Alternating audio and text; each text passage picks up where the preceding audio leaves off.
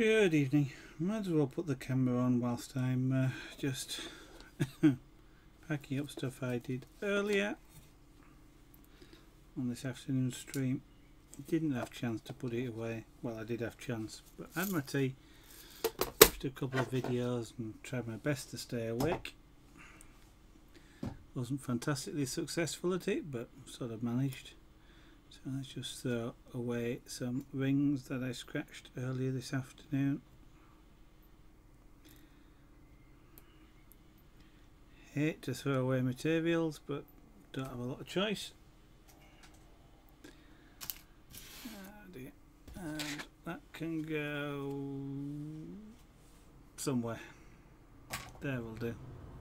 Hey, I even got a paintbrush out this afternoon. I remembered to clean the piece down.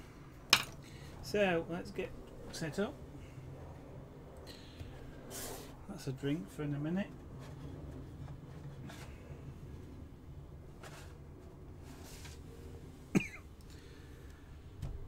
Non-slip mat.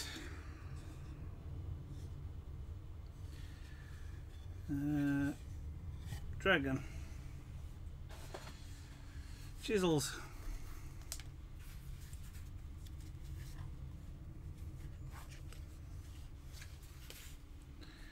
So we'll start with a flat one. We'll have out the U-shaped gouge. I'll have the handle out to start with. I shall tuck those over there for the moment.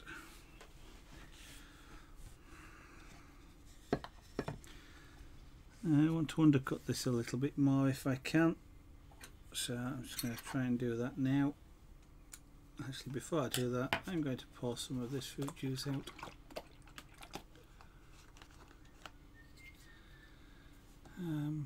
Let me just refresh that screen.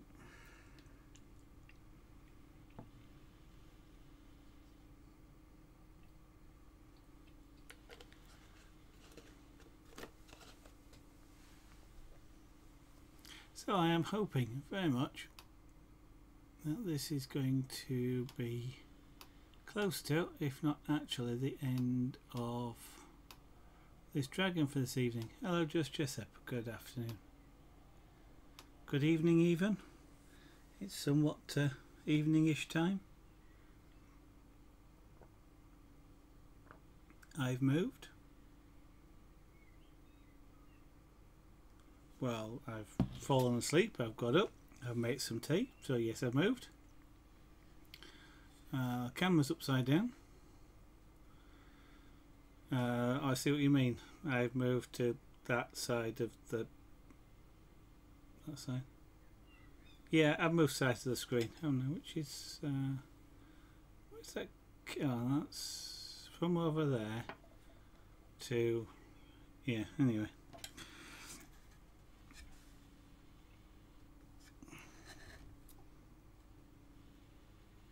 I was just showing this piece off earlier this afternoon and I thought, you know what, I need to just undercut this top wing a little bit more.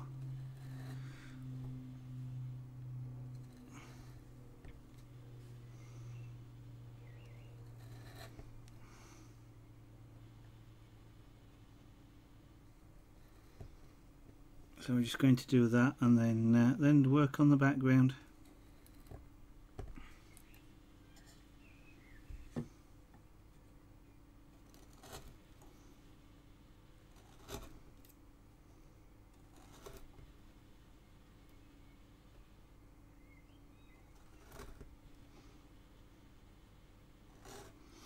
I admit to getting a little bit bored with this carving now. High time I did something different. If it wasn't actually close to being finished, I'd put it aside for a week or two, I think.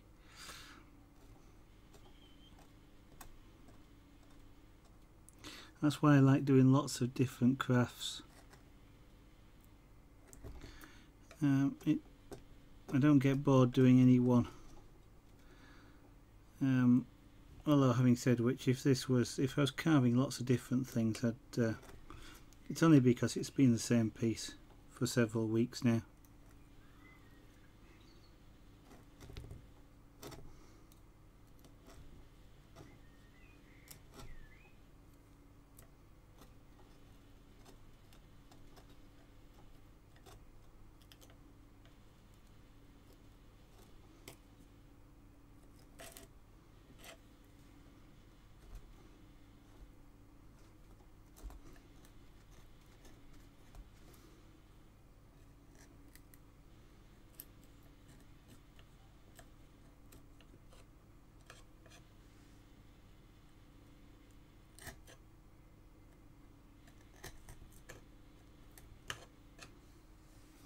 I think that'll do. Just needed a little bit extra.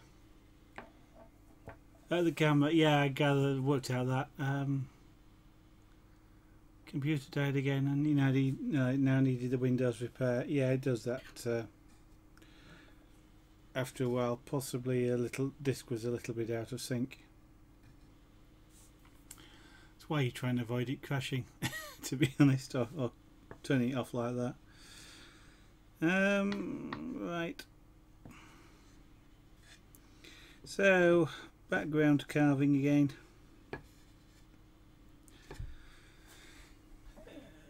For this, I don't want that chisel. For this, I want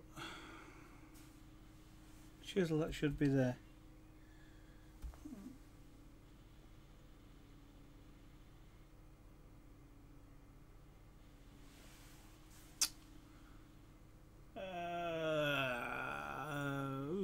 I've lost a chisel.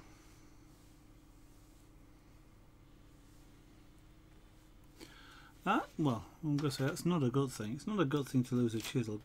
The good thing about it is it's in a packet, so it's not kind of dangerous.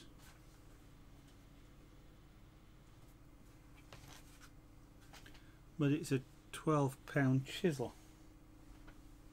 Oh, that is. Oh dear. I guess I put it away. I'm not sure the logs will tell you much, to be honest, but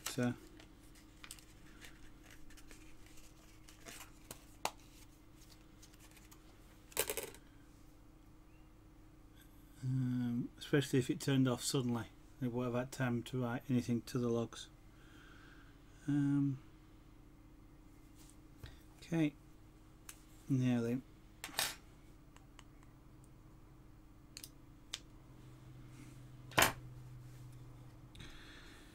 This is going to work best if I clamp it down.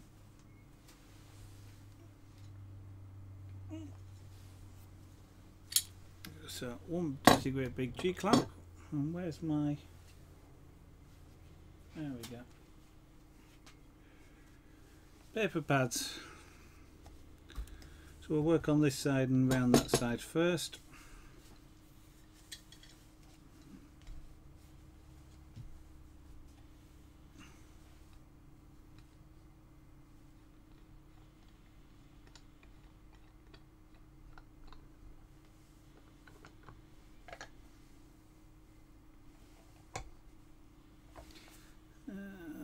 Actually, I've just could do with using the other chisel to start with, and I'm going to be using this chisel upside down basically. Normally use a chisel with the bevel downwards on onto the surface that you're cutting on, but what I'll be doing a lot of is using it the other way up, flat, which is kind of upside down. But what I'm doing is using the whole flat of the chisel to create a level.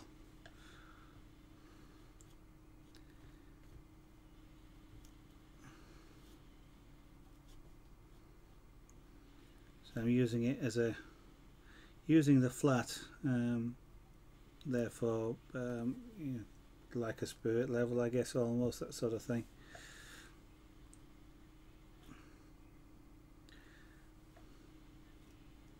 Chisels don't cut as well. Well, they do cut as well. So when you use a chisel upside down, you don't have much control over it. It goes where it's going to go. You can't lift it out of the wood because of course, to lift it out of the wood, I've got to push the chisel down like that, and if this is flat on the surface, I can't. So you don't often use chisels upside down, and even here I don't have a fantastic amount of control, and I'm going to be very careful cutting things off like just there, because when I know you can't see what I'm doing because of the camera angle, but I don't. One of the things I'm doing this for on this side is to get rid of some cut marks, and I don't want to create more.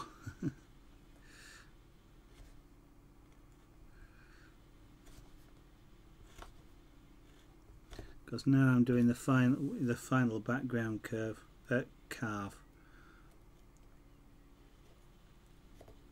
So I want this to be an almost perfect carve if I can. In fact, one of the things I need to do is to heat these two chisels very sharp.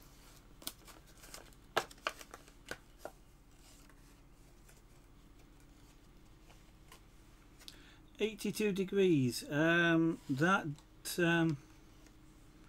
If it's saying the CPU is 82 degrees, that is rather warm for a CPU. And if it was at that, not doing much, then quite easily, as soon as you started doing something, it would easily top the 100 plus. I don't know what the safe cutout is on your machine, but it's likely that that possibly exceeded it.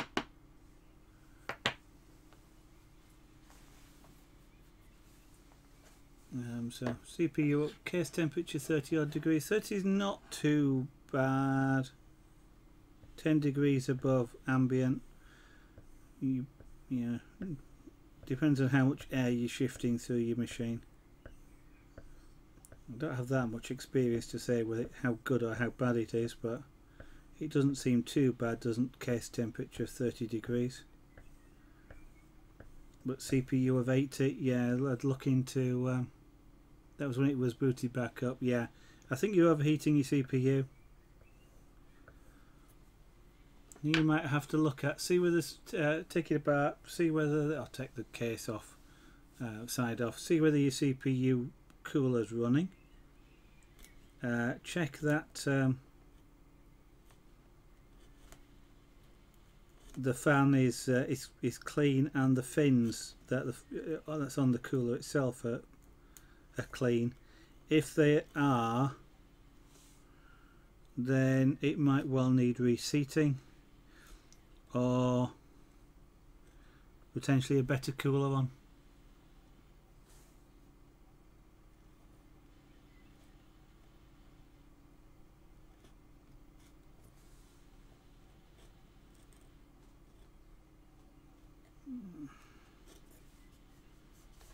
Okay, I've still got that line. Let's carve that line away first.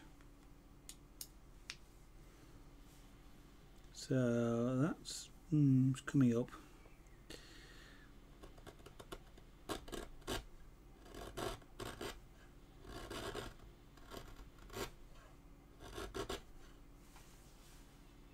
Yeah, I'm proud on that side. I've got a line marked all the way around the outside here, which is at the same height all the way around,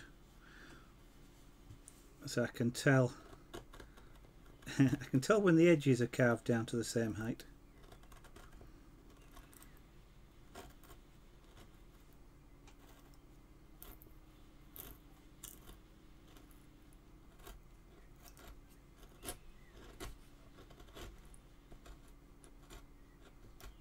I've got to be really careful to try and hold this chisel as flat as possible, or as level left to right as possible.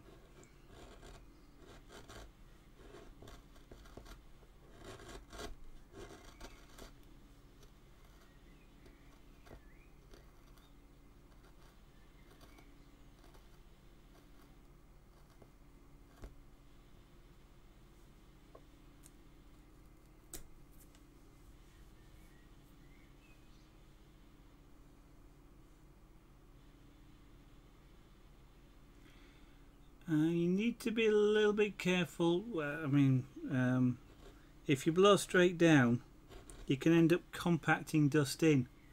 I find, well, it depends on if you can see through it. I suppose with a bright light you might be able to tell.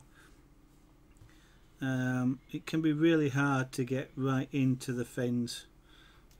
Literally something like a paintbrush, like this, because this will actually get through the fins and brush out. You might have to take the fan itself off. Quite often though, just some clip from the cooler.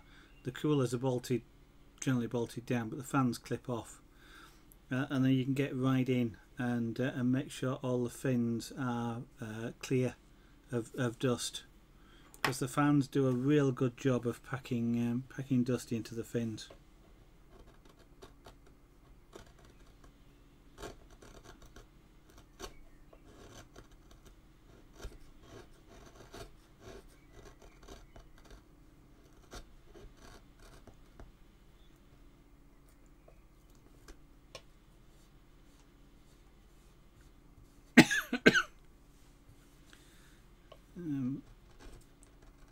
I even have to with the radiators I can blow them through because they're two-sided, but even with the radiators I have to blow them out fairly frequently,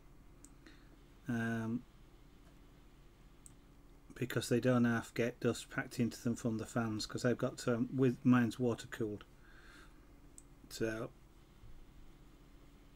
I shift the heat somewhere else and then put fans on it, but they still clog up fairly well.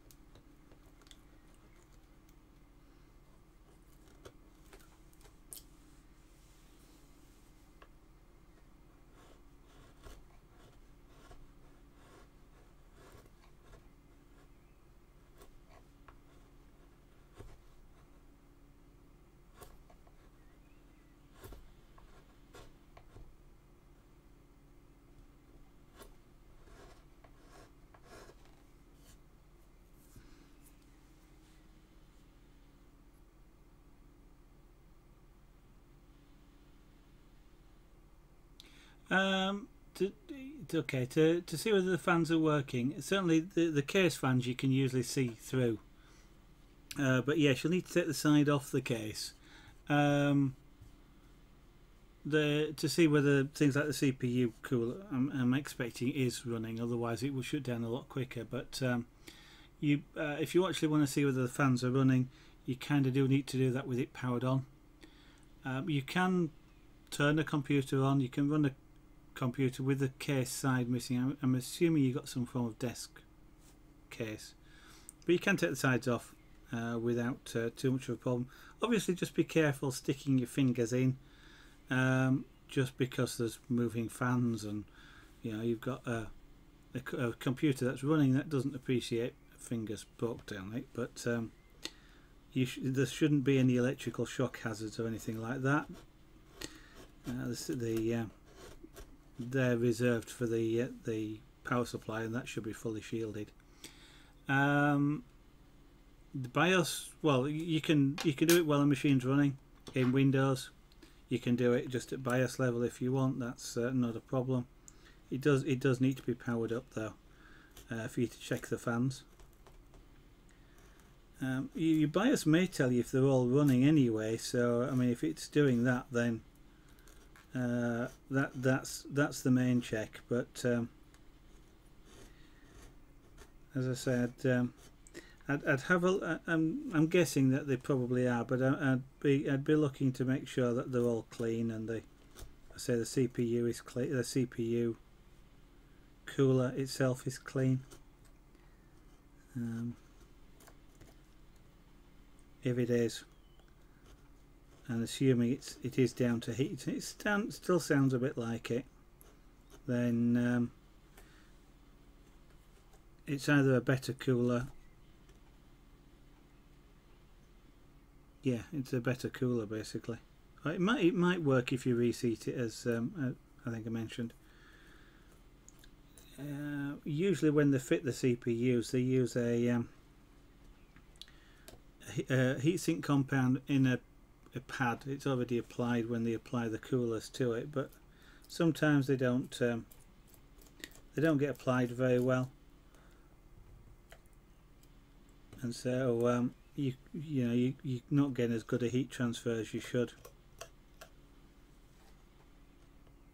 But to do that, to reapply a heatsink, you'll need heatsink compound first before you take your heatsink off. Otherwise, you basically can't put it back until you get some. I don't know what the latest good stuff is. There used to be things like Arctic Silver, but just at least some heatsink compound is needed.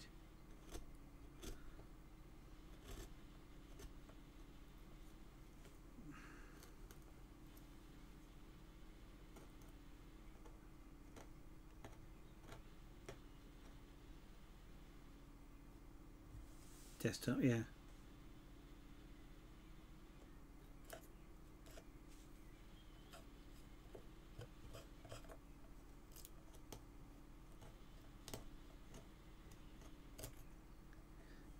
It sounds like your case fans are running, because if it was saying 30 degrees in the case, that doesn't sound too bad to me.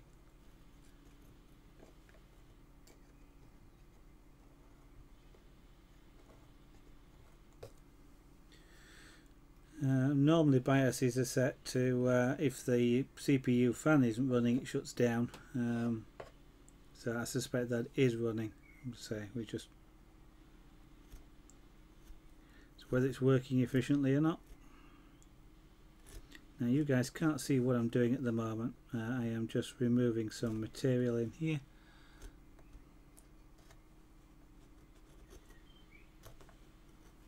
In this undercutting area here, tidying it up, but I'm carving the base down to remove tooling marks.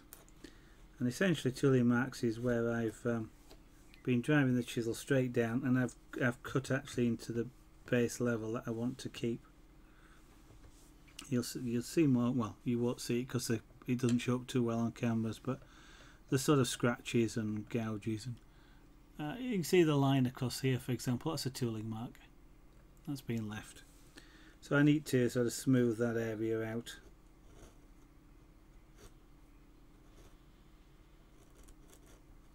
So I'm just doing that in this back area here.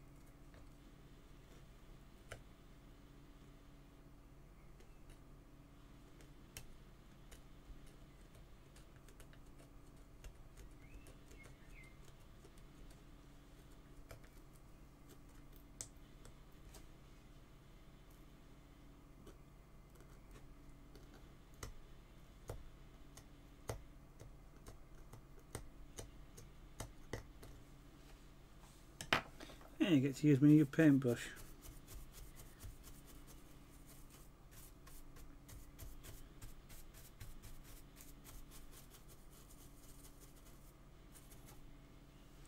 semi-successfully.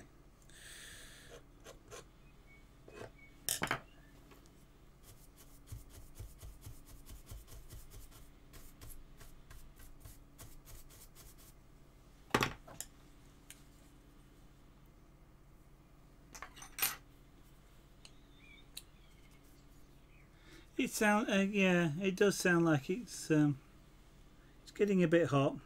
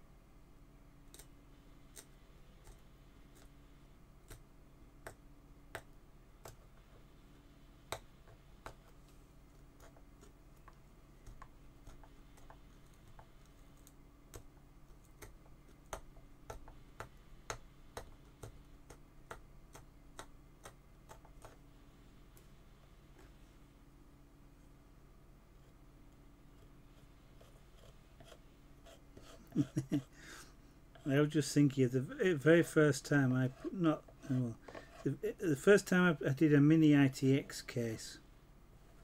It had a heat pipe system in it, and I didn't realise that on the bottom of the CPU block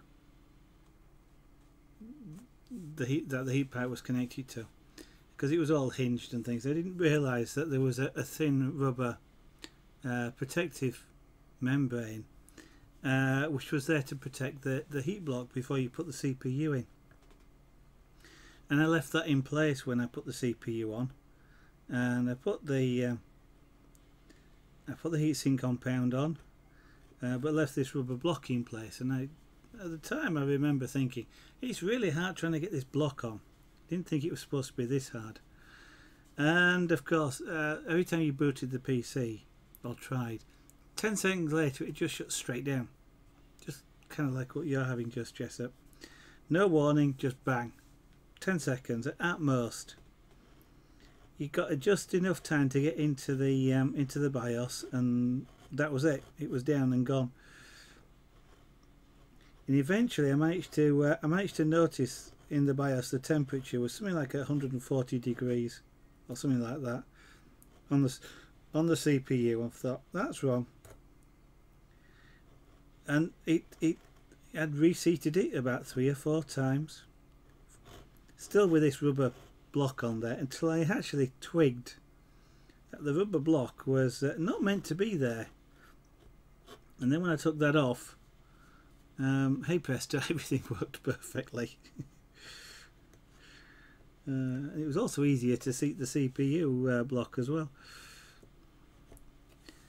So that was kind of a funny episode back then. That's a long time ago though.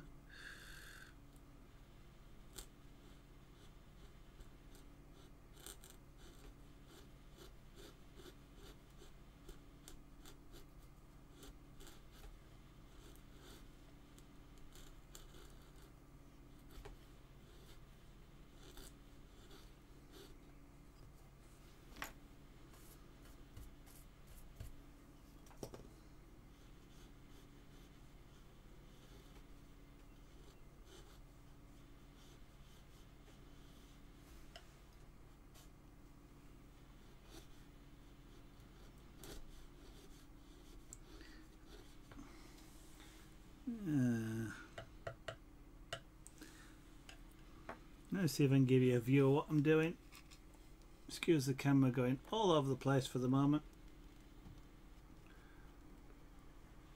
Let's try and get you a little bit closer to the action, so to speak.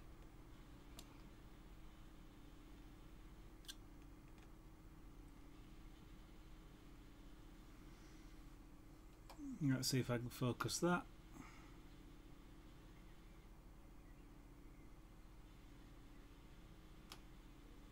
There you go. Yeah. Well, no, actually, no. I mean, I'd built 2 or 3 computers before then, but you know, I've applied heat sinks to all sorts of things, power transistors and all sorts of things in the past. So in theory, I knew what I was doing, but it was the first time I'd used a heat pipe, and it just never occurred to me.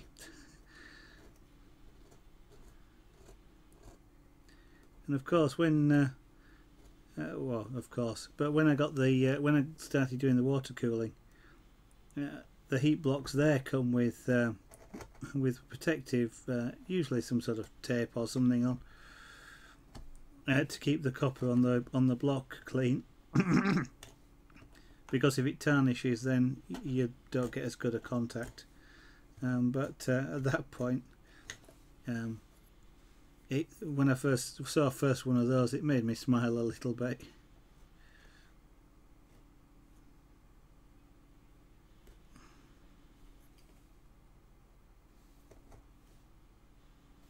In my defence, there was no instructions though, so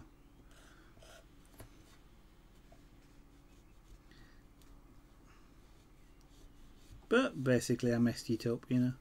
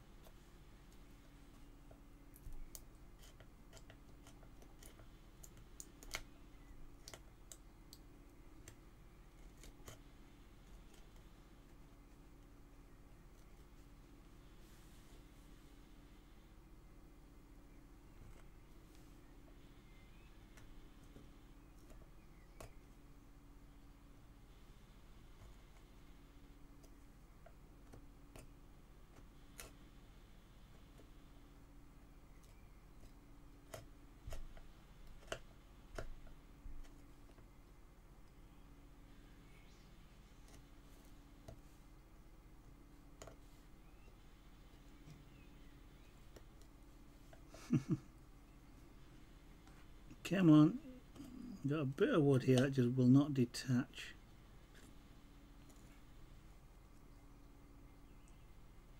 I don't want to push too hard because there we go. I say I don't want to mark the baseboard again. Having removed some of the tooling marks, I don't want to put more back.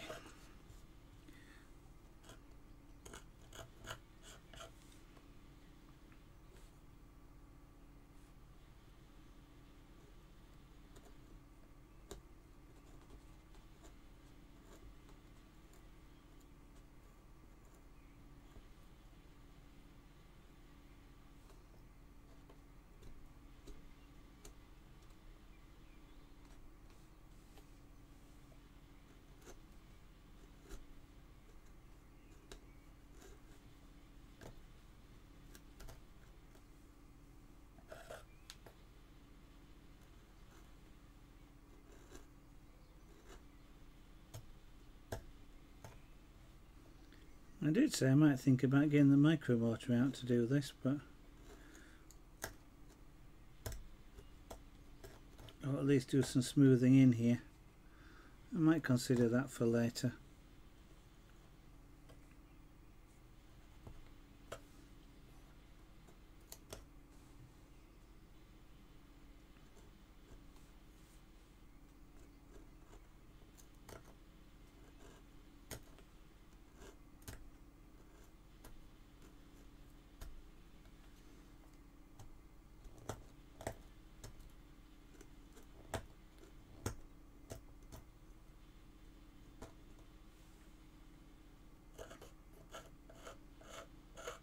If I was going to do it, it's just right up underneath where I need the capabilities that the micro motor will give me.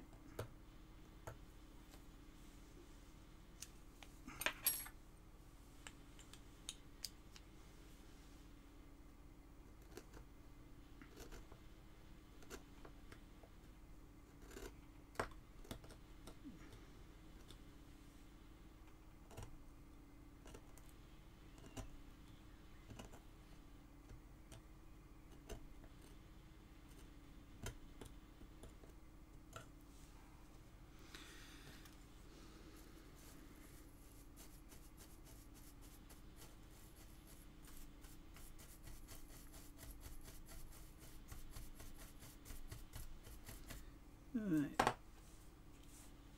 Big chisel again.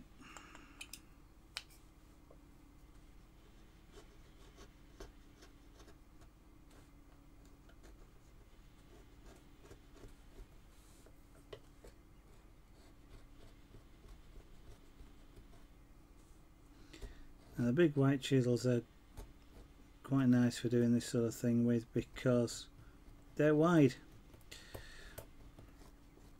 And what that means is it's harder to actually rotate them on a small chisel here.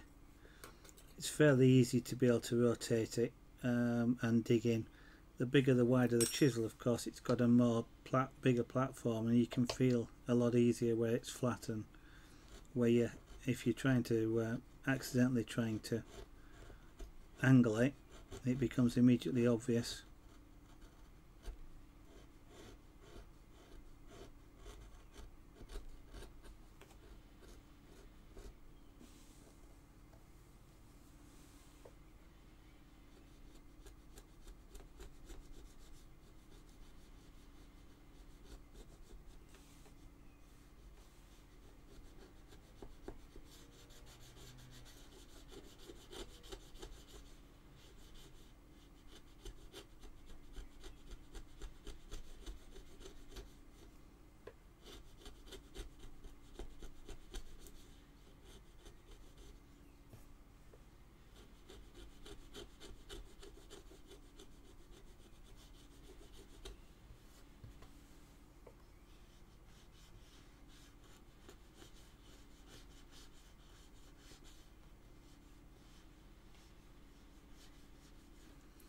It is actually really hard to use a chisel in this direction because, oh, you need to actually flat, upside down, because it won't actually, almost all chisels are the same, because that edge is right flat. They don't cut into the wood surface very well, so I've got like a little lip there, and this chisel is just riding over the top of it. It's because it can't actually get a cut. So I've got to lift it up slightly to dig it in, and then put it back down flat again.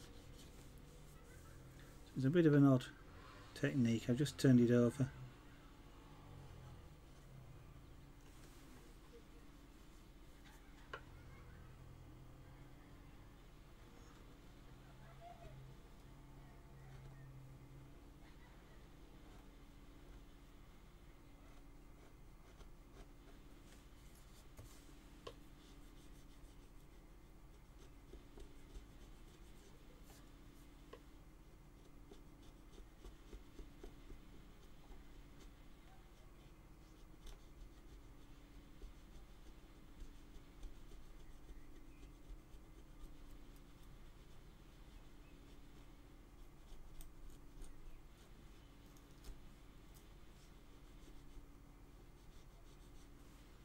Okay, so I've now raised some more material here, so I've got to now work on that.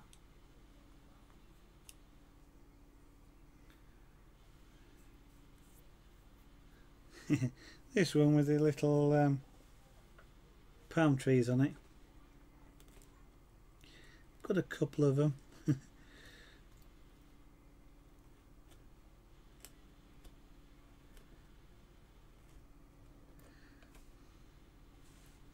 Got to put something on for whilst I'm streaming though. It's been quite warm here today, so I have a tendency not to wear a top when it's really warm in the house,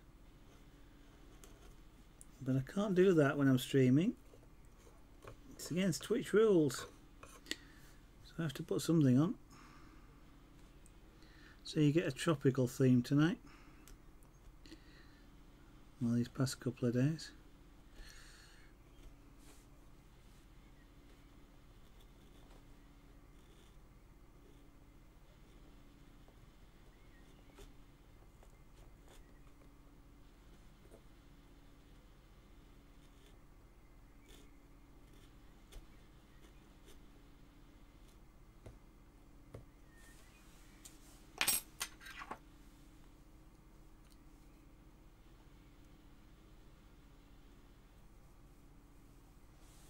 Okay, you found one like this.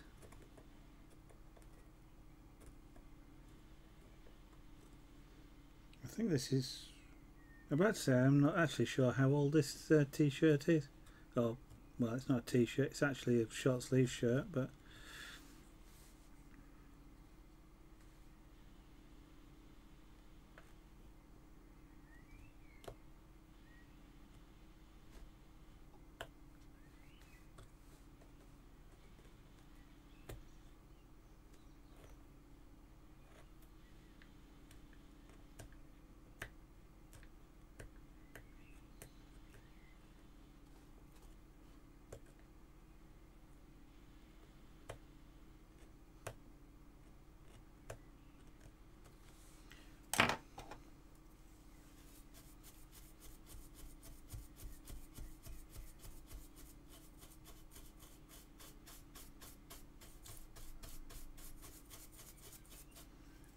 Okay, a bit of...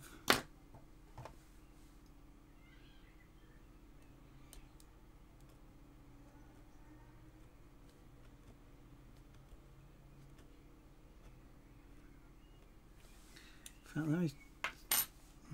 yeah.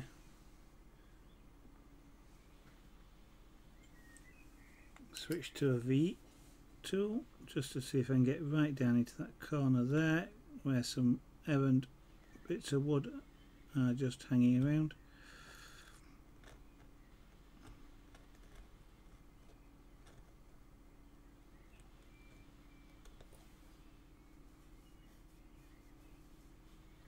Have a rough spot there. Yeah, we can see it.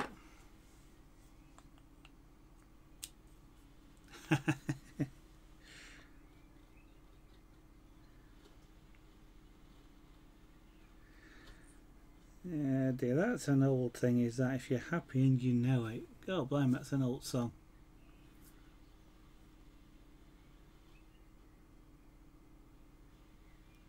That goes back past my youth, does that? In fact, is it a hit? It might even be a hymn. If you're happy and you know it, clap your hands. If I remember rightly, it goes through a few other things as well, like pat your head and...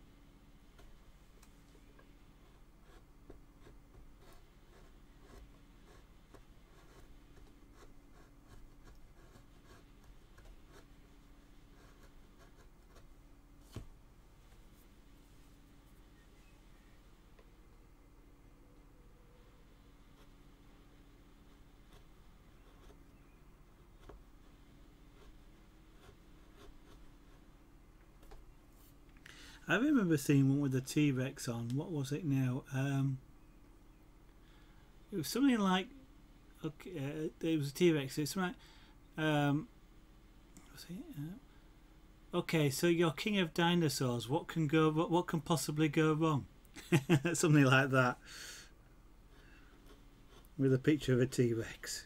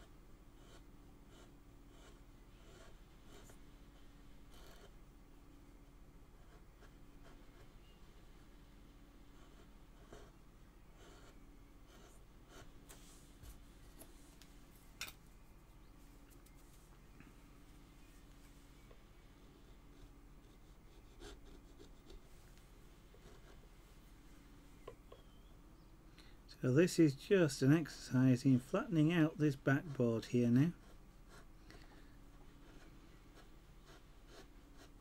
and levelling it across the whole piece.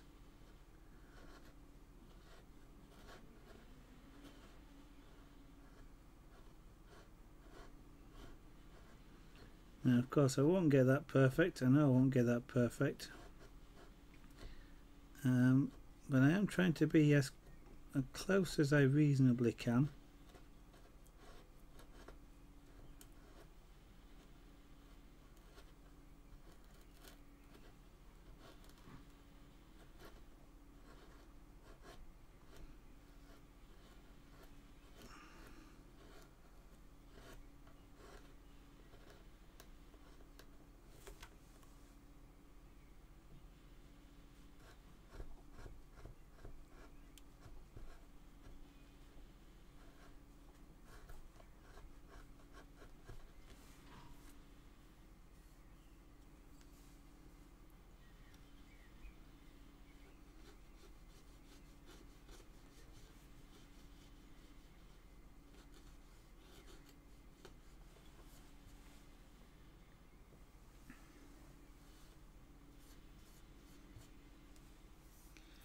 Captain Dobie, good afternoon, or even good evening. I always seem to get my times mixed up. On an afternoon stream I'll say good evening, on an evening stream I'll say good afternoon, and I'm no idea why. Time sense is out the window, memory is out the window. Oh dear. So how are you doing, sir?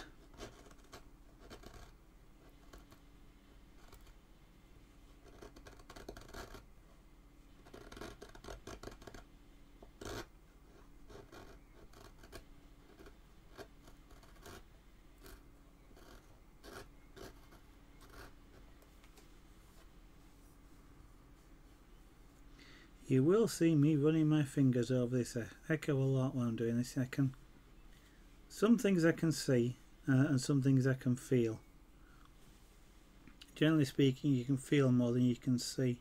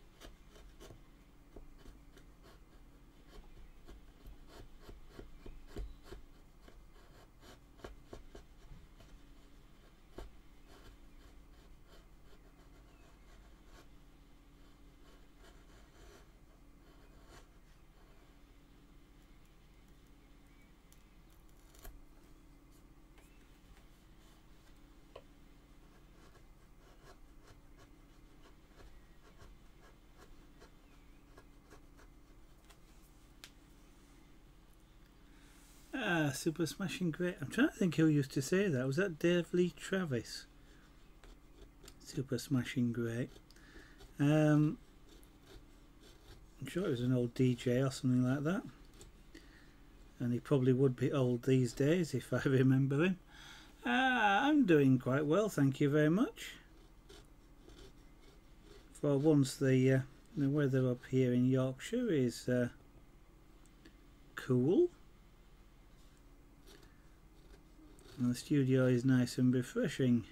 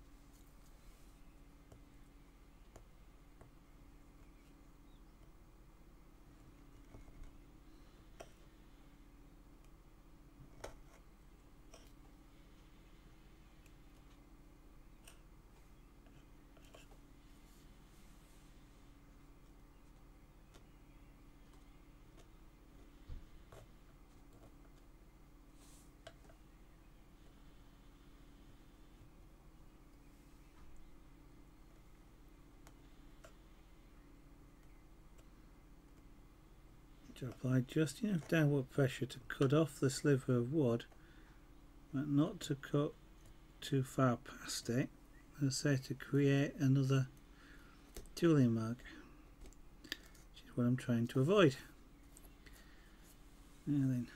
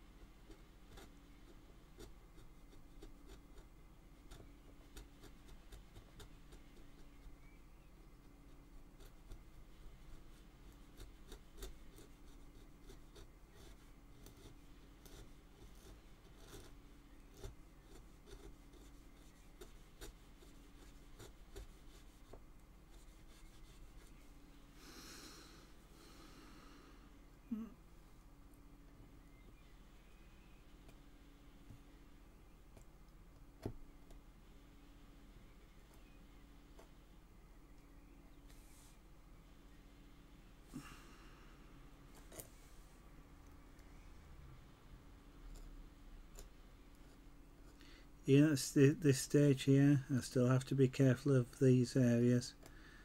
Too much pressure in the wrong place and I can snap them off.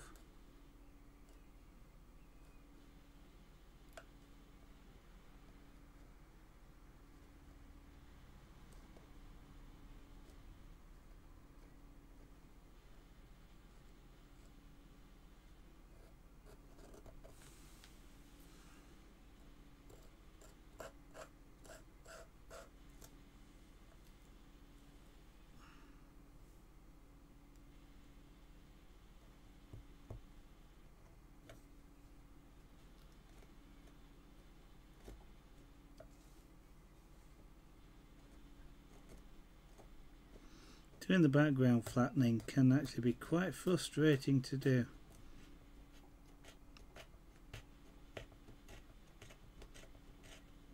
It's a little bit fiddly and you're often going backwards and back and forth doing the same area again and again and again.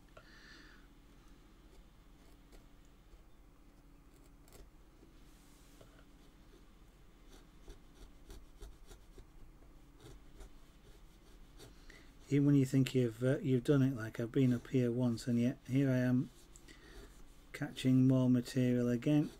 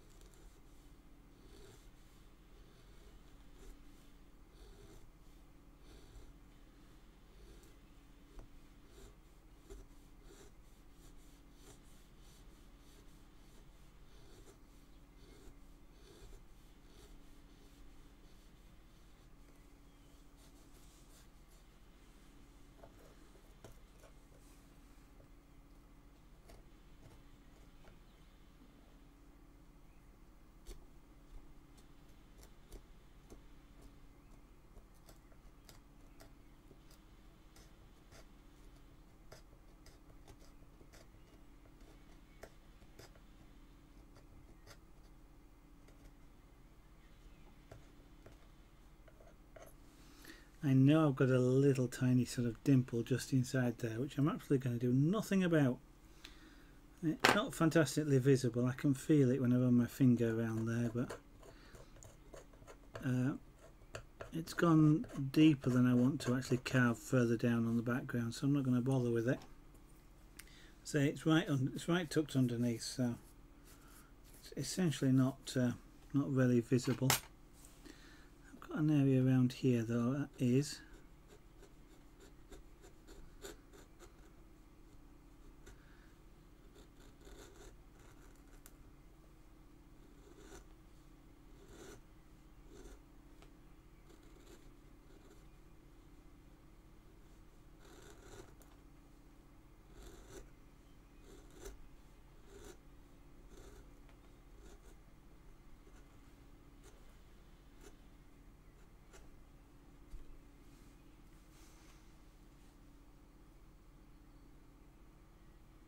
Okay.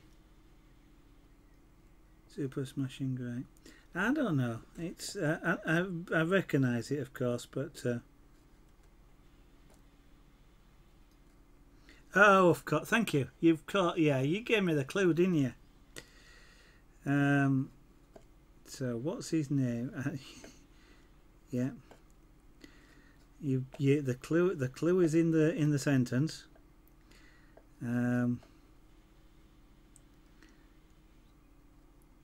So you can tell I've seen the programme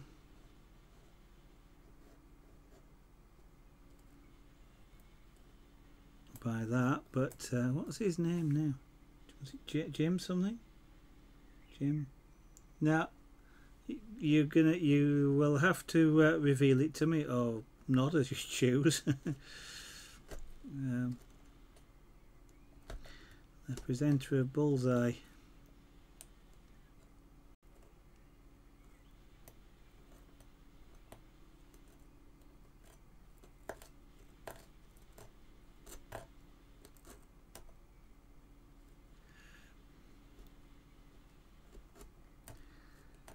Didn't watch it a great deal.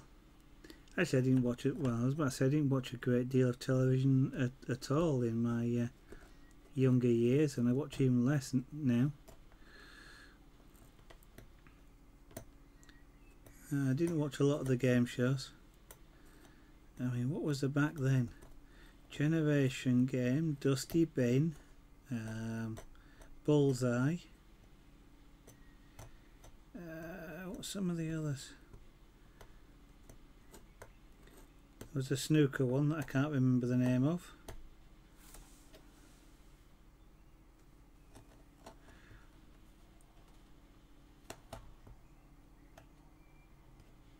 There's quite a few sort of based on sort of game-based mechanics.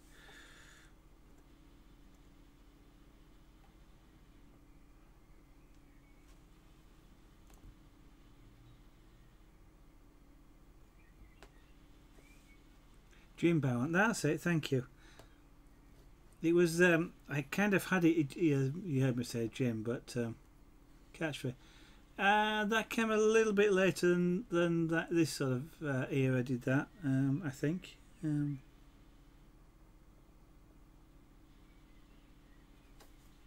trying to remember that. I'm now trying to remember old game shows. There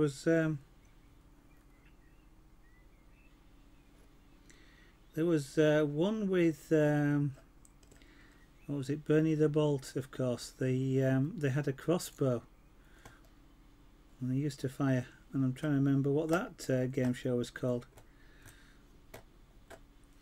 All of these things, of course, on a Saturday night in the UK.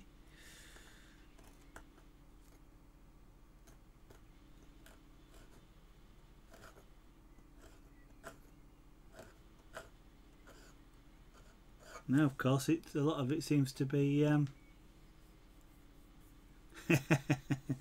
lot of it now seems to be just reality TV things.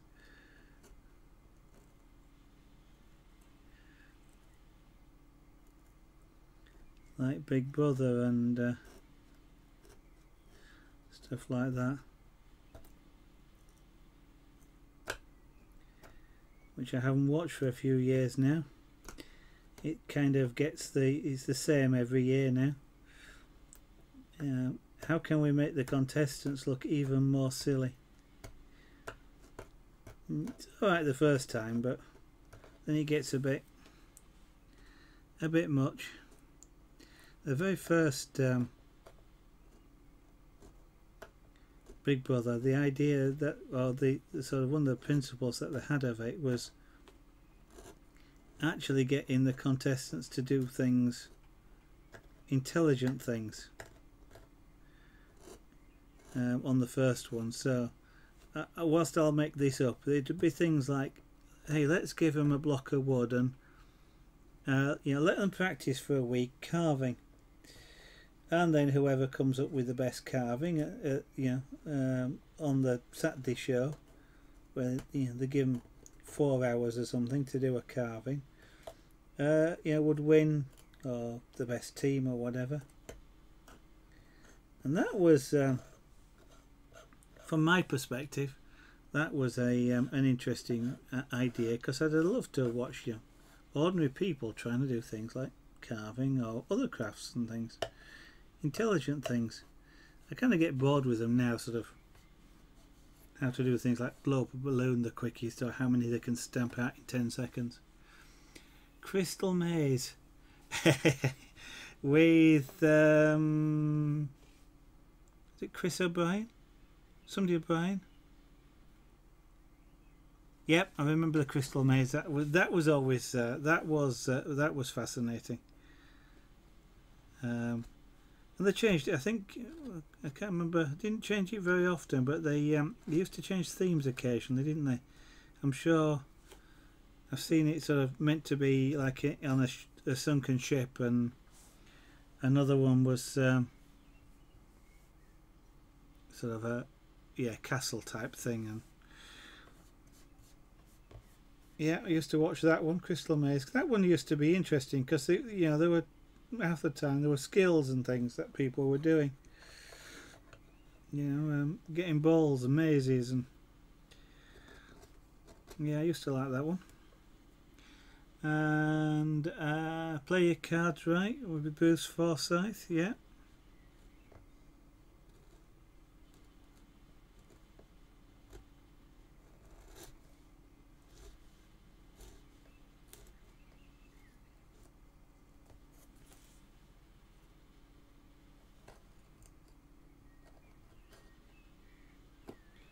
I'm kind of half guessing that you... Yeah, between series, that's right. Richard O'Brien. Ah, there you go. Thank you. I don't have the... I don't have Google around to help me. But I was about to say, how many of you guys actually are just looking these up, or actually remember seeing them in the first series?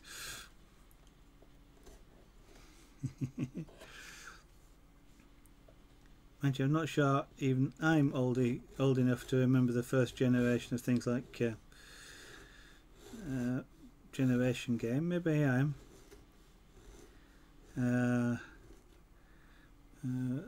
Some that go even further than that. Huey Green and was it Take Your Pick? Can't remember that one, to be honest.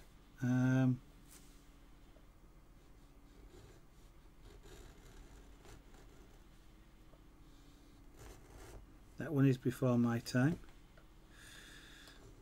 And of course you even had the you did have some reality programs back there, was it Opportunity Knocks? Oh, Industrial Zone, and yeah, the Sunken Ship, and yeah, they were quite interesting. I mean, I mean, I know they're just TV sets, but they were quite interesting, the sets themselves.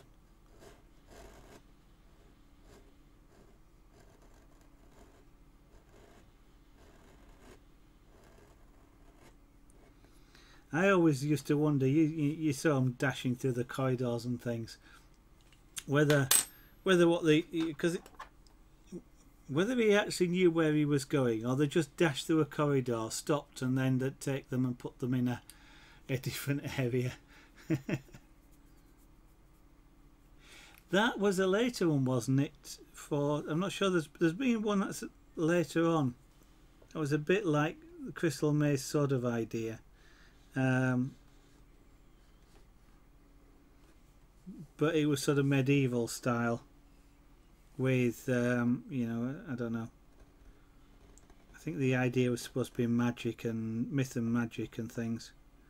I don't know if that's what you're referring to, Just Jessup.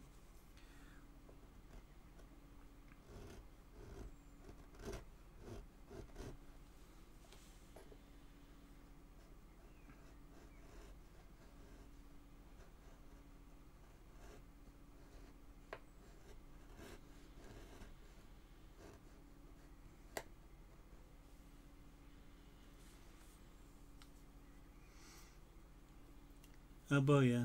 Okay.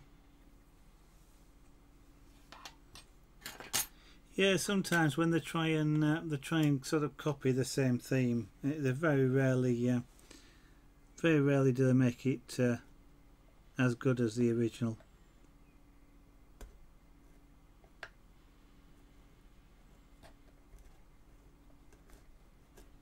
I mean, sometimes I know it's the different TV channels trying to come up with a similar theme so that they can have their own Crystal Maze or something like that, but I used to wonder sometimes why they bothered.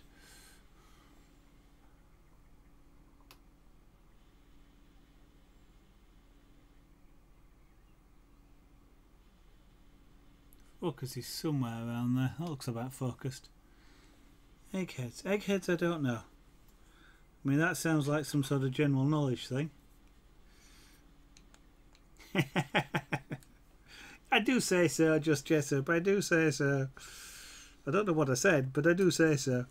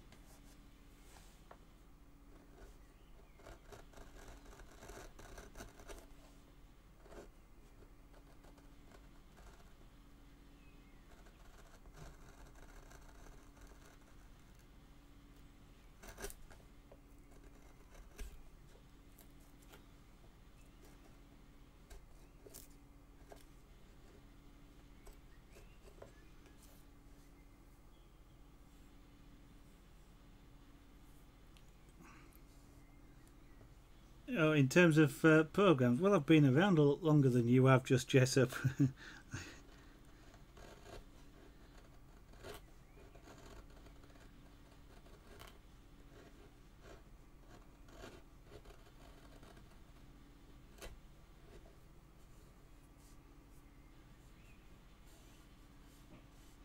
I'm guessing at least 30 years more than you have.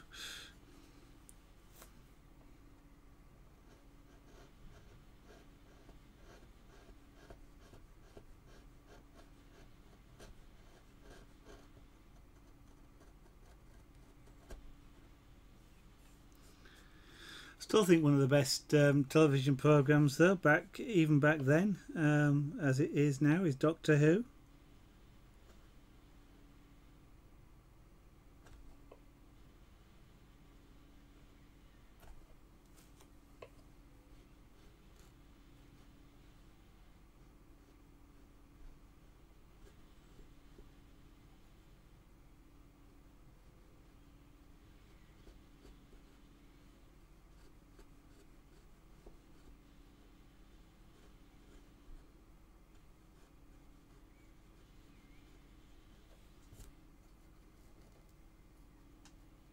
On Doctor Who? Oh, okay.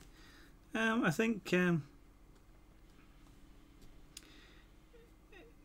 every time there's a change in Doctor, it always feels like it's not as good. But then you get used to the different style, and it sort of improves. I mean, one of the nice things, the production quality is obviously a lot better now than it used to be. They've got a lot more budget to make the episodes with, so.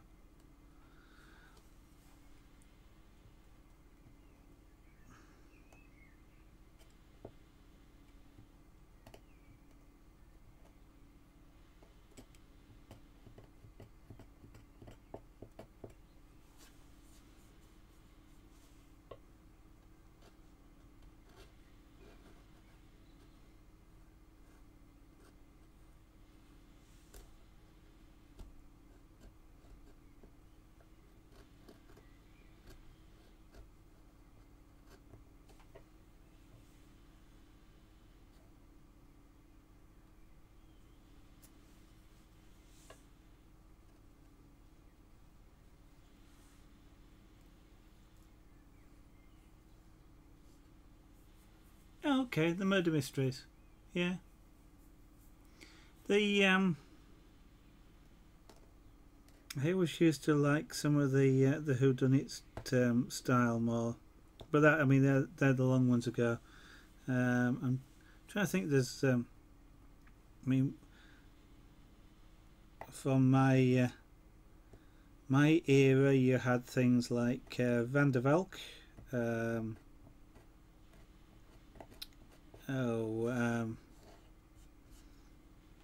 Not Dixon's of Dock Green. That's too old for me. Magnum PI.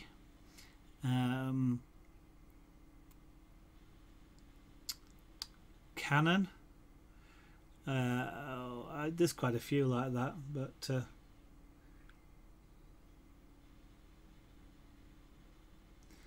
I'm a Celebrity. It's got a bit boring. It started out good, but it's got a bit repetitive now. I think it was a good idea to start with, and to some extent, I like some of these. The celebrities try out, like diving, or there is one that they've been doing, and a few things like that. But the dancing on ice, for example, I really enjoyed that for the first few series. But to be honest, I kind of would like to see a normal person try some of these things, you know, rather than a celebrity, and just see how good, you know, in quotes, normal people are. I'm sorry, the cameras. I've just realised the camera is. Let me push this camera back a bit because this camera was blocking me, wasn't it? Pointless Dave, good evening. Welcome to the studio. Where in the UK are you from? I'm a Yorkshireman. So, from Yorkshire. Somewhat surprisingly. Dear. That is where we Yorkshiremen tend to come from. And yourself? Are you Yorkshire? And just Chesapeake, I know. Oh, the right at the end, where they spray them all with water and yeah.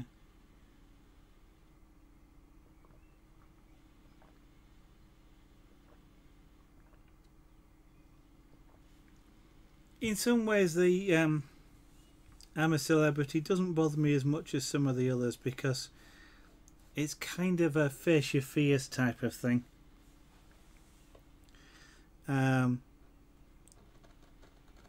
So I can, you know, it's sort of is I find it sort of interesting on that sort of basis, but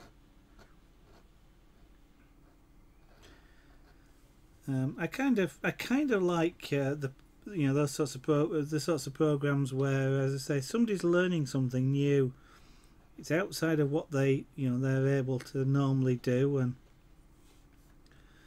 and they're learning some brand new skill or something like that, and I find them interesting. But then that's me. Newcastle. I've been to Newcastle more than once or twice.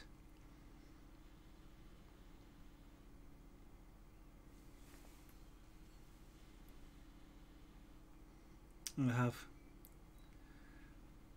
Not only to work up there as well, being up around Bolden and that sort of place around there.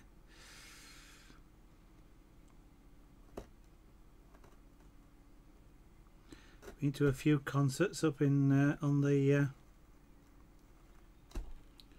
where is it? It's not the Quayside. I'm trying to think of the small venue now that's around. Anyway, yeah. We're all sort of northerners. Oh yeah, I suppose it depends. At least it's a bit better than London. You know, that's a bit far south.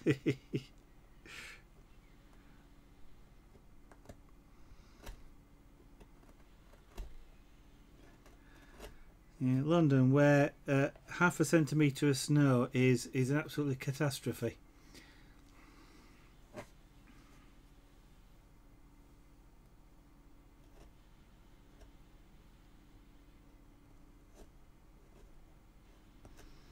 You get up into Yorkshire and Newcastle, and half a centimetre of snow is hardly noticed.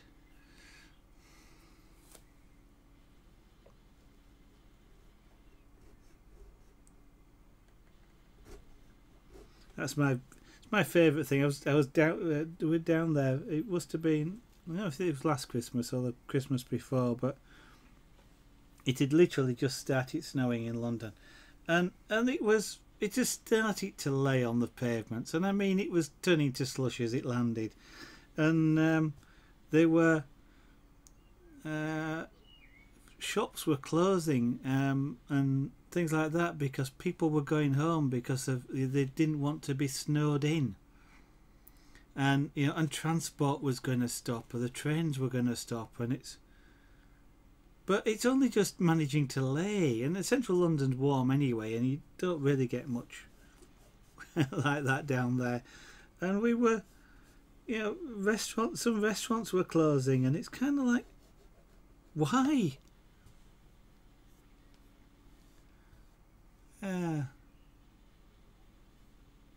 Yeah, Manchester. Well, yeah, I mean Manchester's even south of York, well, south of North Yorkshire, but yeah, I know I sort of class myself as a northerner, which compared to London I am, but I'm kind of more Midlands really, strictly speaking, even in England. You guys up in Newcastle are sort of, you're not quite as far north as England goes, but you go in there. We're not so far behind. But yeah, Newcastle. I say Manchester is starting to get quite low down. I mean Liverpool's not so bad, but I was born in Leeds, and that must be about 50 miles actually north of Manchester if you look at it on a map, but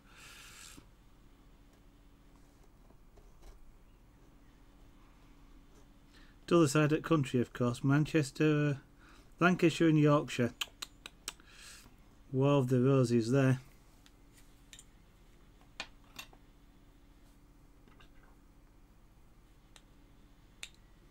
Yeah. Well, I mean, okay, when we get to about 6 inches in Yorkshire, it tends to be a bit inconvenient, shall we say. And yeah, you've got to go out and grit the roads, and it can cause some problems, but yeah, up in Scotland.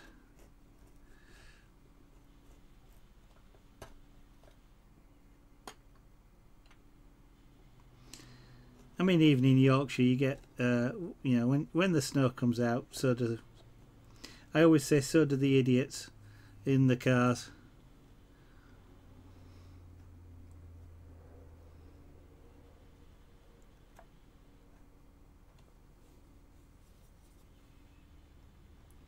And it doesn't really matter where you are in the country for that. I do find the weather funny in Scotland though. I used to go camping a lot in Scotland near one of the lochs, Loch Long. It's near to Loch Lomond. It's on the west coast, and I have had occasions there where at the same time it was hailstoning, snowing, raining, and the sunshine was out. Not very often, I admit, but it was doing all four at once. And that's kind of weird. And that was in sort of, it wasn't sort of winter or anything. That was sort of mid-spring, I suppose. But you get a lot of microclimates up there with everything. Pointless Dave, thank you very much for following the studio. I do appreciate you doing that. Thank you very much.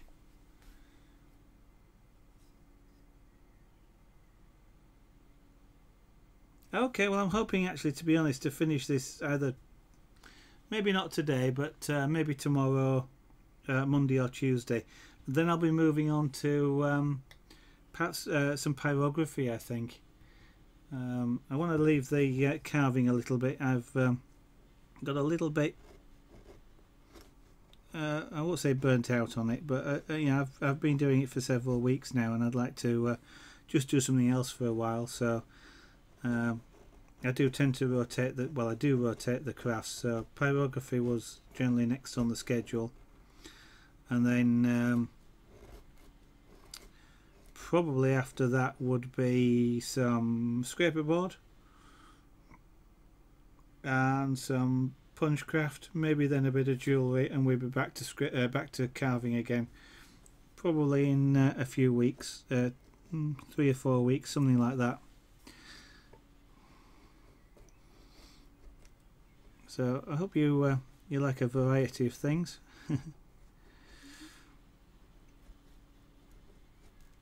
But thank you for dropping in. I always like to see people drop in and see new people, especially northerners. Oh, more northern than me even.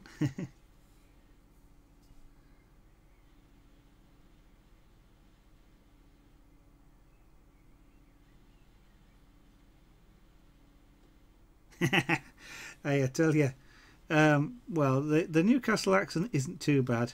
I can follow that ish. I know you guys can get quite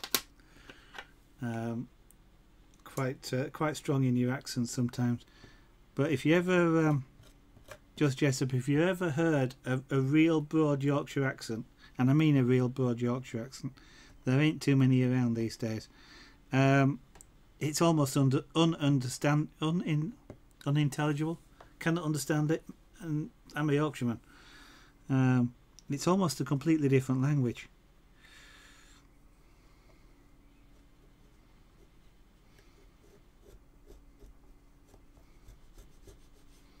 In fact, I suspect it probably was a different language at one time. There's a lot of in Broad Yorkshire. There was a lot of words which would appear to have been in sort of Scandinavian origin.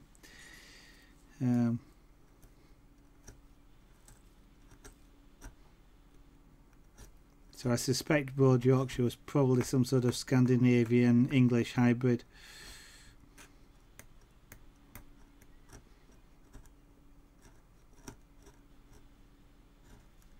My grandparents, when they were alive, could lapse into Broad Yorkshire, or my grandfather could, into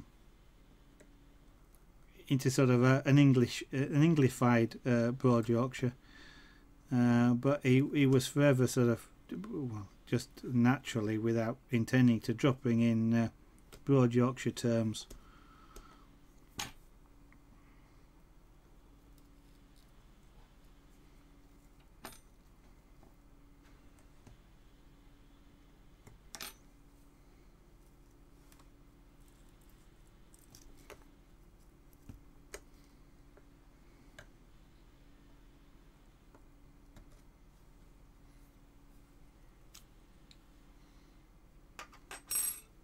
Yeah, it was sort of that sort of, well,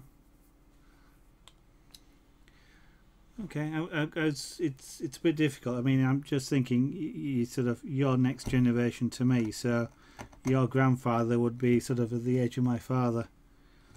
My dad isn't particularly, he's picked up the odd word, shall I say, so, or did pick up the odd word. But he didn't really speak much of the dialect, like his parents did, which would be my grandfather.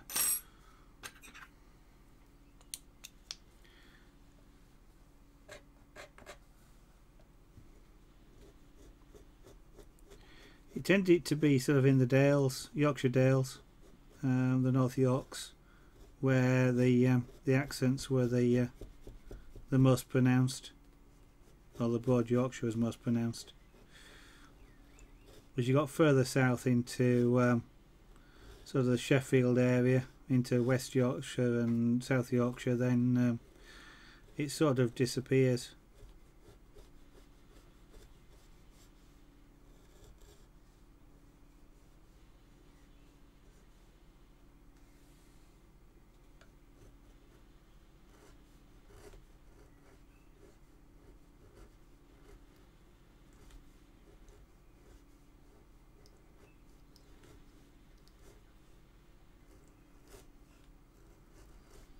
I started looking into it at one time when I was younger, and just for interest, and I've forgotten a lot of what I learned back then. I've not heard him.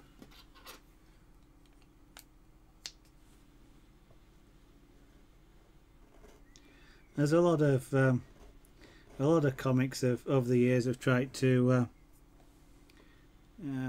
make fun out of a Yorkshire accent, just because it is such a, you know, also the Broad Yorkshire is such a an unintelligible if you're not familiar with it.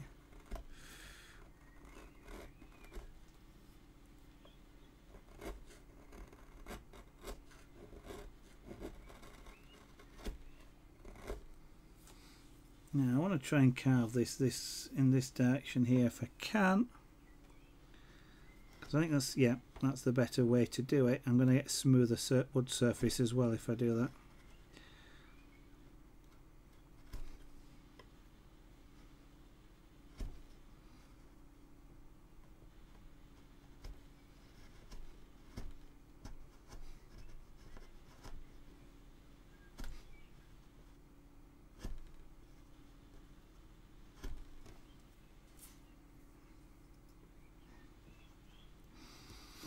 I think it's really just the yeah, I was about to say that just Jessup. I think it's just the the London London comedians are just jealous of the fact that we have our own language and they don't.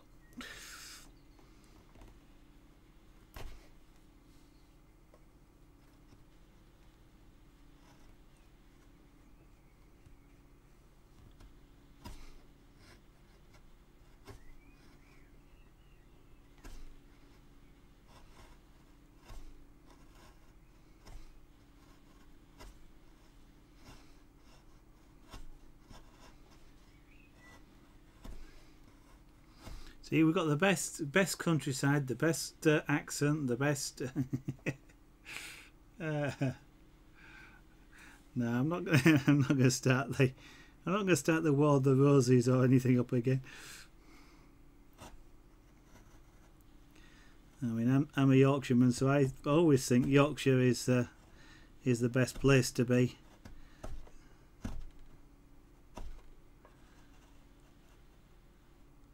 Certainly if you like hills and dales, then of course it is a fantastic place. Well, there is some really spectacular scenery.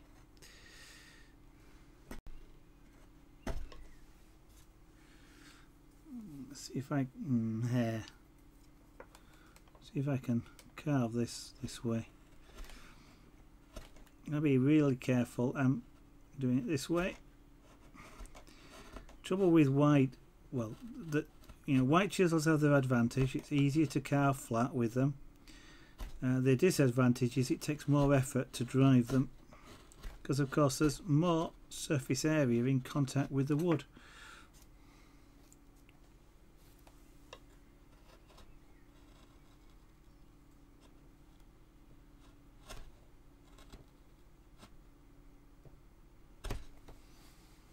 Actually, I could ideally do with turning that completely around and doing it on this side of me.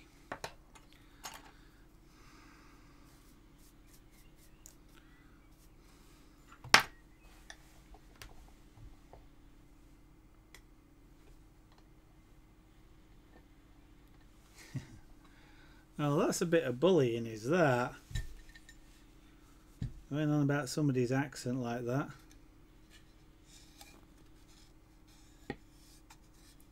If I turn that like that, then I can carve it in the direction I want. That's a bit much when people like lecturers and things start doing it.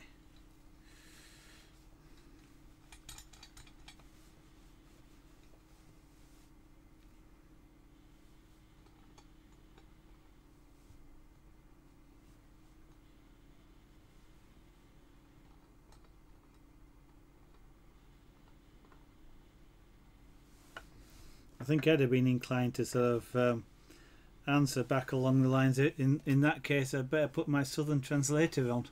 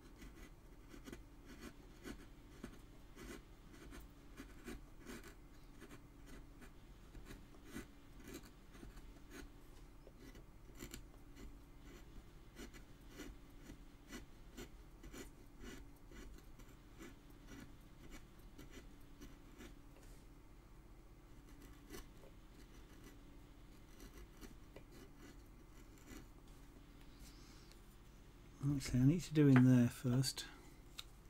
Bubbles Debunky, good evening. Welcome to the studio this evening.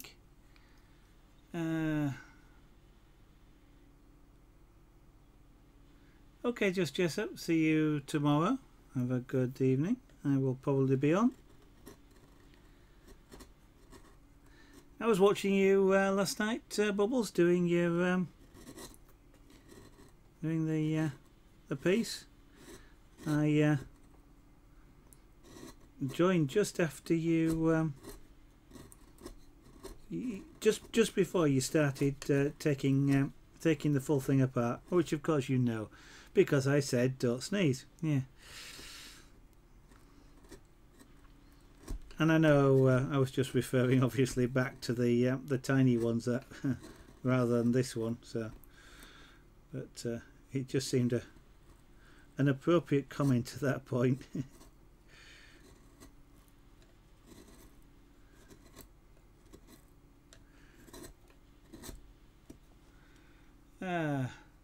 Okay, just no problem.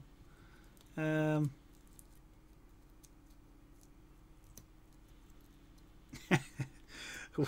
I think swearing in any language is kind of almost obvious as to what it is. So.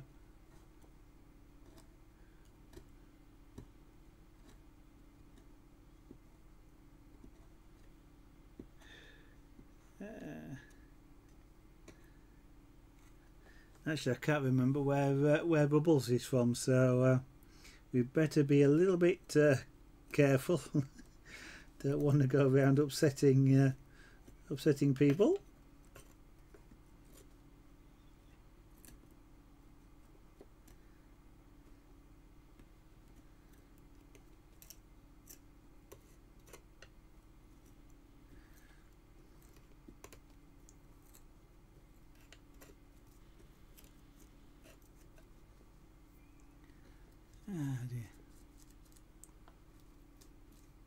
I kind of tuned into the Scottish accent because I've with having been up there on holiday many years, and I actually work with somebody who is up there now. They're up there. I talk to them on the phone a lot, so I'm although she's from Edinburgh, Glasgow. I can't remember which town she's in, but I've kind of got used to the accent these days. She's not got a particularly strong Scottish accent, but I don't think anybody really does have a particularly strong accent these days. It's they've got a lot mixed and toned down, I think, of accents in these days of instant telecommunications and things, and people moving around the country.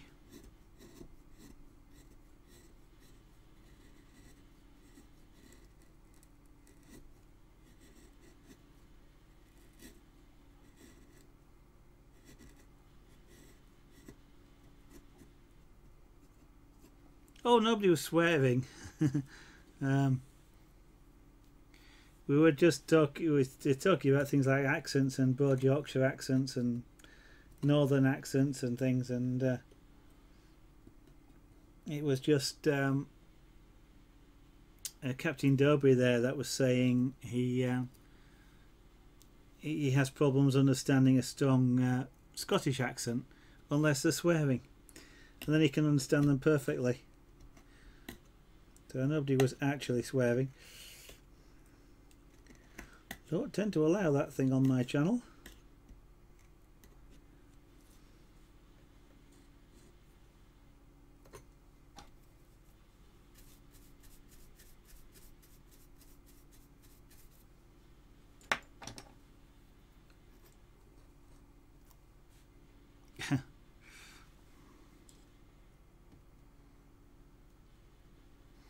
Move it up a bit.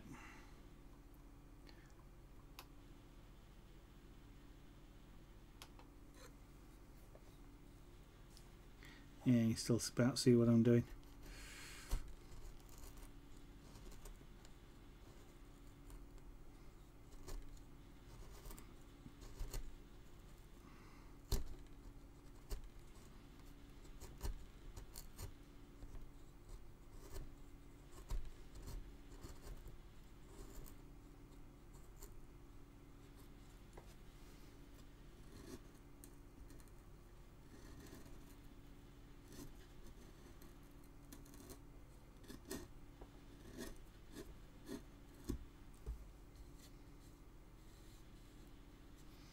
Understand actually why I left this area so prominent when I carved the background earlier.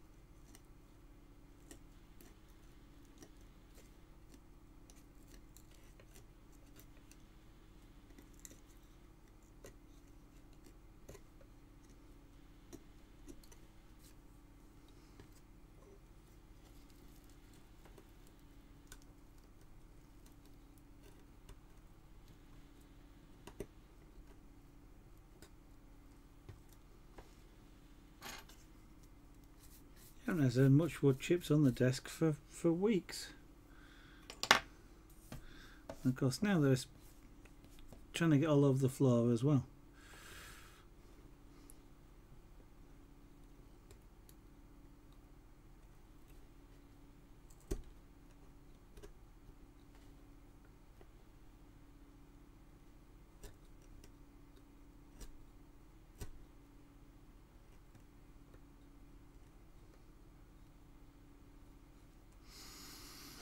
We're still high there, a little bit.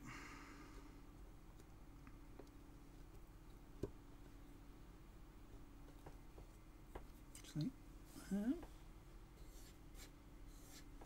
that's not bad. Okay, so let's try.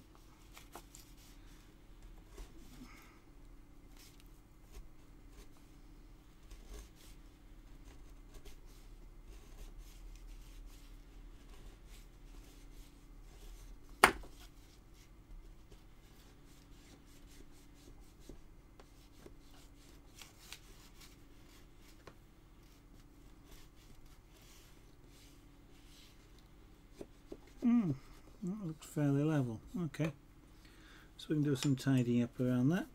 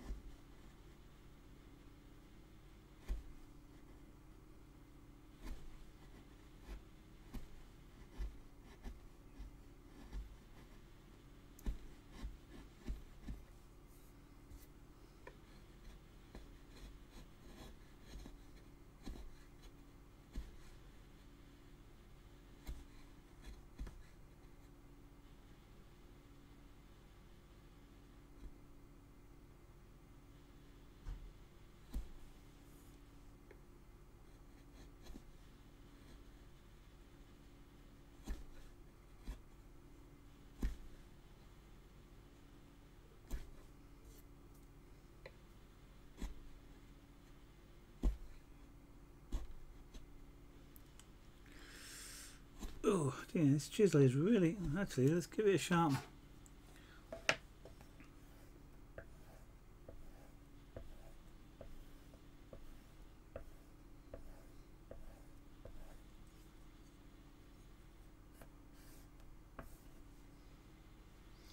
Since I haven't sharpened this one for a long time.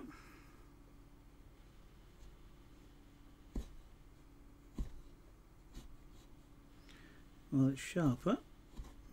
It doesn't take quite as much force to drive it now.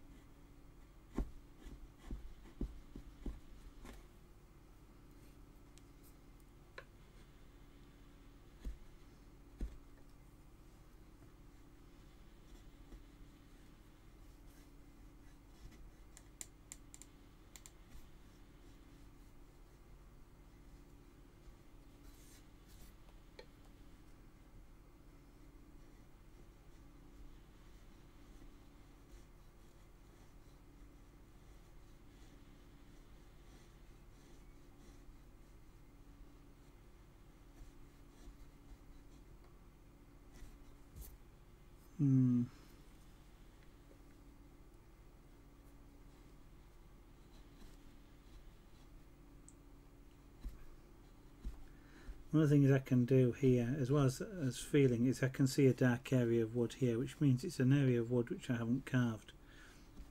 It actually means that this area is higher, and I can feel that. This is shiny, this is dull. This area is higher, this area isn't. So I've got some work to do to smooth it out a little bit.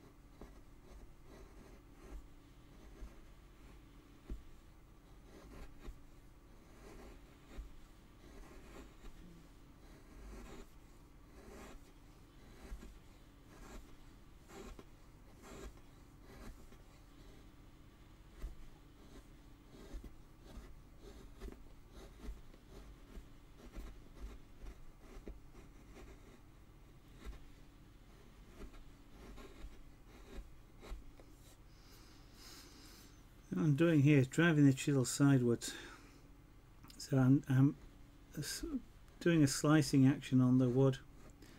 That tends to make it easier to drive, but it also means I've got to be a little bit more careful because it's a lot easier to dig in than I'm driving the chisel straight.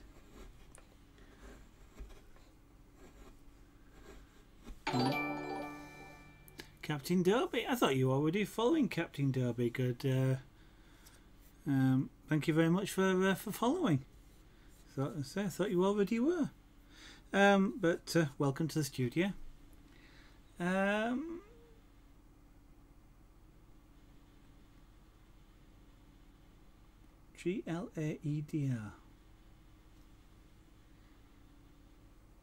Glaeder. Gladder. Yeah, I'm not quite sure how to pronounce that, but welcome to the studio. What am I carving? It's a dragon. If that's a bit more visible. It's a it's my interpretation of a painting that was done by an illustrator called Michael Wheland. Or maybe Twitch is forgetting for you, Captain Derby. It's as I say, the reference image you see in the bottom left is the reference image from which I've drawn and carved this. That image was is part of a slightly larger painting by an illustrator called Michael Wheland, who illustrated books for Anne McCaffrey, amongst others, of course, but this is from Anne McCaffrey, who wrote a series of books about a world called Pern, from which people from Earth have gone and live there, and the dragons help them against a menace on that world.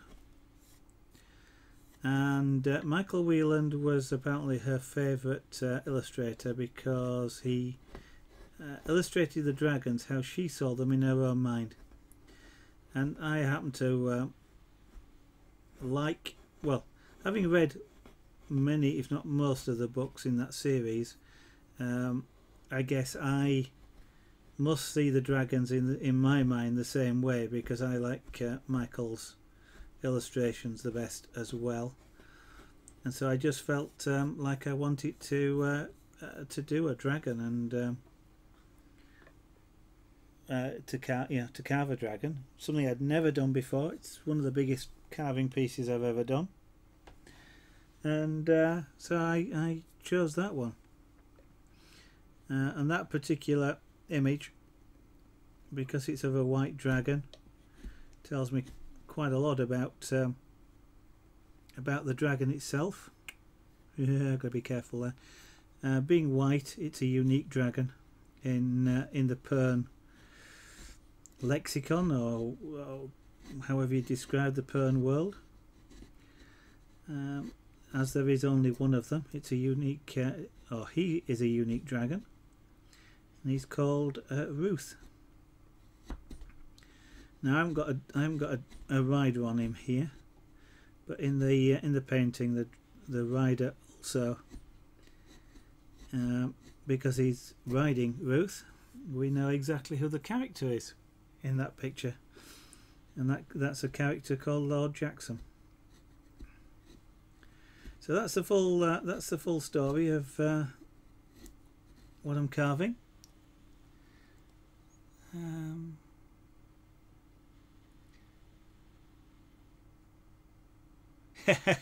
That's okay. I occasionally will go through that. You're following so many people that sometimes you can't move for notifications. And Akenis, good evening. Welcome to the studio. Thank you for dropping by and saying hello. Right. I'm just gradually working on this background. I need the background to be flat. It's not quite yet.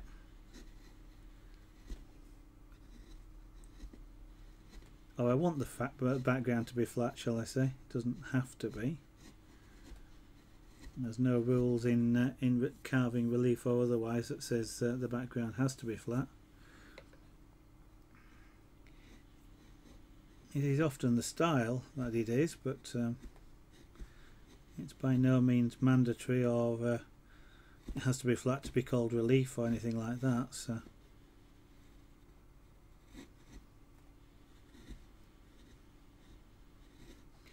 I suppose it is meant to represent sky, so in this particular piece,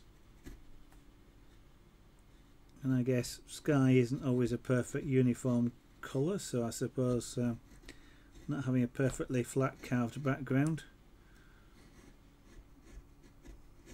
won't deter from it being a sky.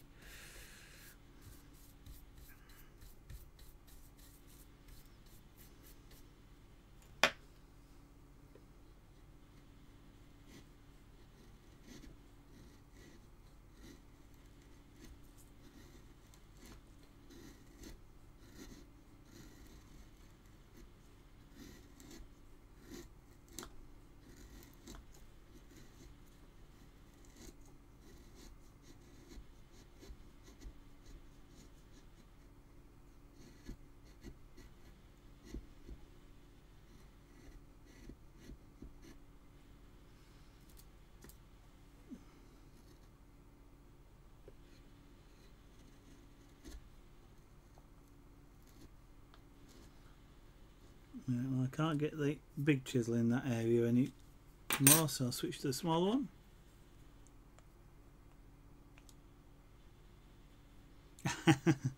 Oh, a few of them I leave enabled, Captain Derby. A few of the ones that I watch quite a bit, like Matt Pendleton, for example, or because I tend to watch him late at night. 3D Blog, Bubbles the Monkey. So the people that I sort of watch frequently.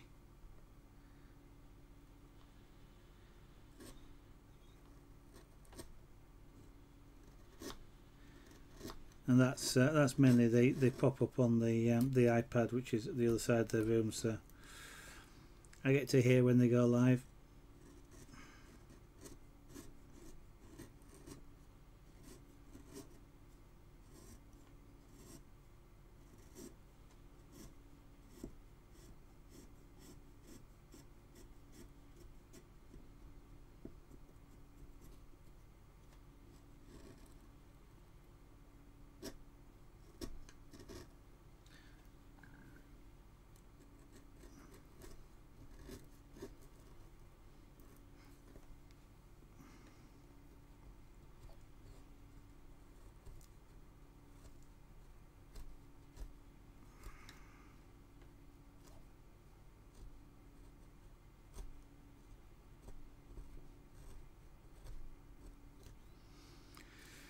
Okay, let's just do a little bit of tidy up here and then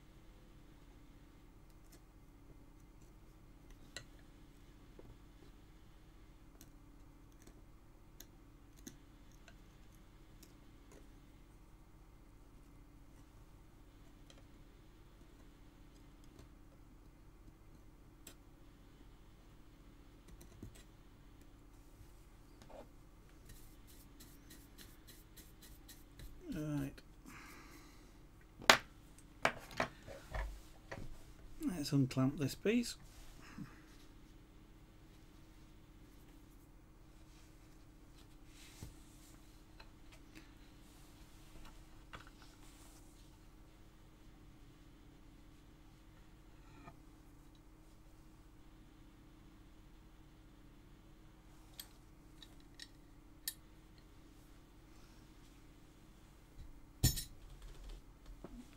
Flat Deep, I hope you are not advertising something there, because that's not very nice of you if that is the case.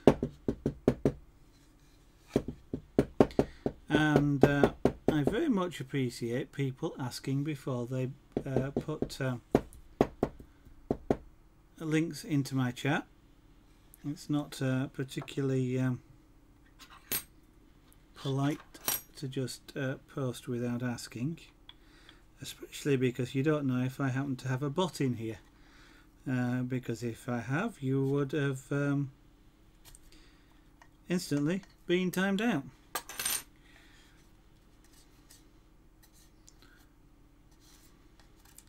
Right, so what I'm doing now is just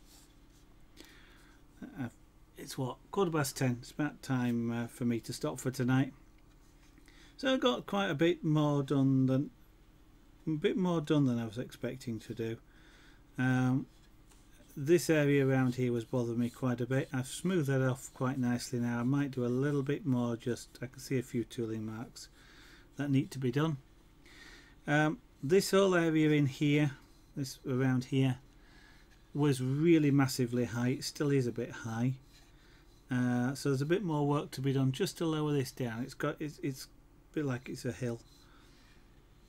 So I need to lower that down, and as you can see, well, if I tilt it like, let me zoom out a bit, then I can move the camera back. Move the camera and focus this. There we go.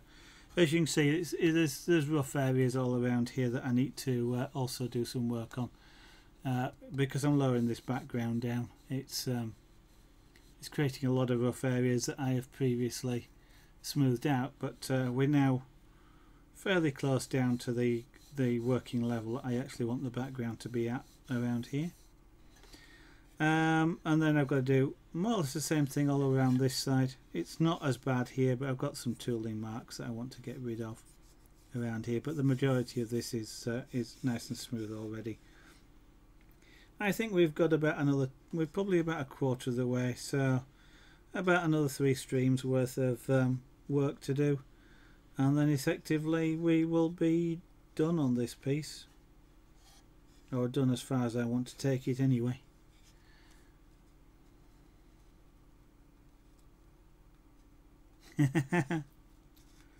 Yep.